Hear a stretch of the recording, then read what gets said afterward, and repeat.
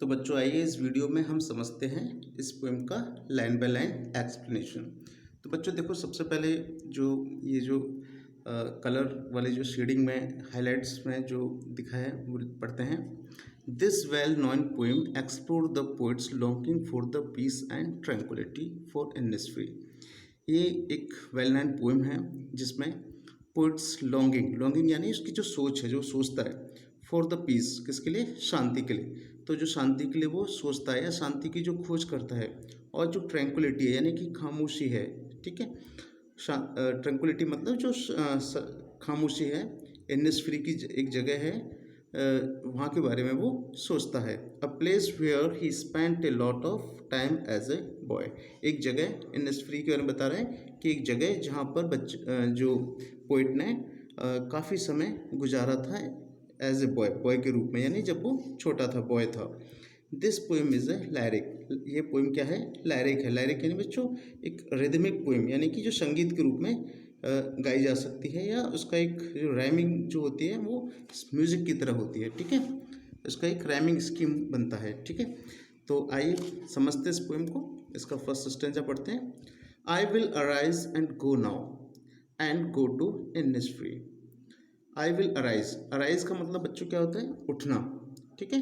तो मैं उठूँगा, पोइट जो है बोल रहा है कि मैं उठूँगा, एंड गो नाउ और मैं अब जाऊँगा, एंड गो टू इंडस्ट्री और कहाँ जाऊँगा, इंडस्ट्री यानी उस जगह पे जिसके बारे में वो बात कर रहा है, ठीक है। And A small cabin build their, और एक छोटा केबिन यहाँ मैं बनाऊँगा। केबिन का मतलब बच्चों यहाँ पर है कॉटेज। वो अपने लिए एक केबिन बनाएगा, यानी एक छोटी कॉटेज वहाँ पर बनाएगा। ऑफ क्ले एंड वेटल्स मेड, जो कि मिट्टी से, और वेटल्स में मतलब बच्चों होते हैं टहनियाँ, पेड़ों की जो डालियाँ या टहनियाँ होती हैं उनको बोलते हैं वेटल्स। तो कवि क्या कह रहा है कि मैं एक छोटी केबिन वहाँ बनाऊँगा जो किससे बनी होगी, क्ले से एंड वेटल से, और पेड़ों की टहनियों से, ठीक है। 9 bean rows will I have there, और वहाँ पर मैं 9 रोज यानी कि 9 क्यारियाँ लगाऊंगा। किसकी, बीन एक बच्चों सब्जी होती है जिसे हम सेम बोलते हैं, ठीक है, फली होती है, ठीक है, जिसे हम सब्जी के रूप में खाते हैं। तो वहाँ वो खाने की जो बात इंतजाम करेगा, वो क्या करेगा, 9 bean rows I will have there, वहाँ मेरे पास क्या होंगी, 9 रोज होंगी, यानी कि 9 क्यारियाँ होंगी जो कि बीन्स की। And a hive for the honey bee, और हनी बी यानी कि जो मधुमक्खी होती है उसको बोलते हैं हनी बी, और हाइव मीन्स होता है छत्ता, मधुमक्खी का छत्ता। तो वहाँ पर एक मधुमक्खी का छत्ता भी होगा, ठीक है।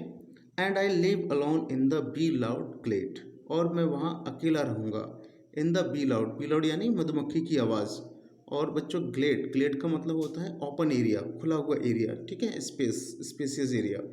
तो हमने देखा बच्चों कि जो फर्स्ट स्टैंजा है उसमें जो पोइट है वो बोल रहा है कि मैं जाऊंगा कहाँ पर, इननिसफ्री में। अब मैं उठूंगा और जाऊंगा, और इननिसफ्री में मैं एक छोटा कॉटेज अपने लिए बनाऊंगा जो कि मिट्टी से और पेड़ों की टहनियों से बनी होगी, और वहाँ मैं 9 बीन रोज़ उगाऊंगा, ठीक है। और वहाँ पर क्या होगा, अब मेरे लिए एक मधुमक्खी का छत्ता भी होगा, ठीक है। और मैं वहाँ अकेला रहूँगा, सिर्फ मधुमक्खियों की जो आवाज़ है वो वहाँ पर आएगी, ठीक है। अब हम इसका सेकंड स्टेंजा पढ़ते हैं। And I shall have some peace there, और मेरे पास वहाँ पर कुछ शांति होगी, जिसके बारे में वो सोच रहा है, ठीक है। For piece comes dropping slow, ठीक है। जो पीस है वो ड्रॉपिंग स्लो यानी कि धीरे धीरे आती है, एकदम से नहीं आती, ठीक है। Dropping from the wheels of the morning to where the cricket sings, ठीक है। जो ड्रॉपिंग फ्रॉम द व्हील्स का मतलब होता है बच्चों घूंघट, ऑफ द मॉर्निंग, जो यहाँ पर मॉर्निंग को पर्सोनिफिकेशन कर रहा है। पर्सोनिफिकेशन है किसी व्यक्ति, जैसे किसी नॉन लिविंग थिंग को हम जब व्यक्ति के रूप में दिखाते हैं तो उसको बोलते हैं पर्सोनिफिकेशन, ठीक है। तो यहाँ पर वो कवि बोल रहा है कि जो शांति है वो एकदम से नहीं आती, वो धीरे धीरे आती है, और जो मॉर्निंग आएगी, सुबह आएगी, वो उसका जो व्हील्स मतलब होता है बच्चों घूंघट या पर्दा, तो वो जो मॉर्निंग का पर्दा होगा उसमें से वो धीरे धीरे आएगी। To where the cricket sings, और जहाँ पर क्रिकेट बच्चों ये क्रिकेट वाला क्रिकेट नहीं है जो हम गेम खेलते हैं, ठीक है, जिससे हम स्कोर करते हैं। ये क्रिकेट एक कीड़े, इंसेक्ट का नाम है जिसको हम झिंगुर कहते हैं। तो वहाँ कवि बोल रहा है कि शांति आएगी सुबह सुबह मॉर्निंग में, और जहाँ पर जो कीड़े हैं इंसेक्ट्स हैं वो गाना गाएंगे, ठीक है, यानी किस जो क्रिकेट की आवाज़ आएगी। There Midnights all a glimmer, और जो रात का समय होगा, आधी रात का समय होगा, ऑल अ ग्लीमर, ग्लीमर का मतलब अच्छा होता है शाइनिंग। तो जो ग्लीमर है वो जो रात है वो क्या करेगी, चमकेगी, शाइनिंग करेगी। And Noon a purple glow, और जो दोपहर होगी वो क्या होगी, पर्पल ग्लो होगी, यानी कि ग्लो यानी कि चमक होगी, और वो कैसी होगी, पर्पल यानी कि बैंगनी, ठीक है, बैंगनी कलर की, ठीक है। And evening full of the linnet's wings, और जो शाम होगी वो लिनेट, लिनेट एक पक्षी का नाम है बच्चों, चिड़िया जो है उसका नाम है लिनेट विंग्स। तो वहाँ वो बोल रहा है कि शाम के वक्त पक्षी होंगे वहाँ पर, कौन से, लिनेट्स, बर्ड्स होंगे, ठीक है। तो सेकेंड स्टेंजा में कवि क्या कर रहा है, वो बता रहा है कि वहाँ मेरे लिए शांति होगी, और शांति एकदम से नहीं आती है, धीरे धीरे आती है, ठीक है। और वो बता रहा है कि सुबह कैसी होगी, ठीक है, दोपहर कैसी होगी, शाम कैसी होगी, रात कैसी होगी, ठीक है। तो वो एक इमेजिन कर रहा है, ठीक है, एक ड्रीम देख रहा है वो कि मैं इस तरह से वहाँ जाऊँगा, शांति मिलेगी मुझे, ठीक है।